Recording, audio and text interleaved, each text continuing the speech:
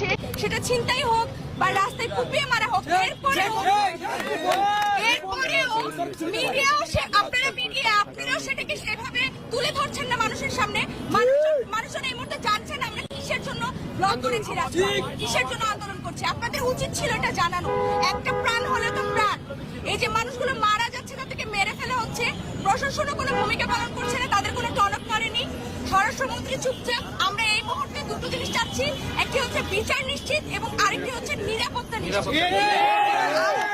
আমরা রাস্তায় বেরোচ্ছি, আমরা নিরাপত্তাহীনতায় ভুগছি। আগে শুধুমাত্র মোহাম্মদপুরকে বলা হতো যে ছিনতাইকারী রাখা, কিন্তু এই মুহূর্তে আমরা দেখতে পাচ্ছি আমাদের বাড্ডা থেকে শুরু করে দেশের কোন স্থানে কোন শিক্ষার্থী নিরাপত্তা করছে।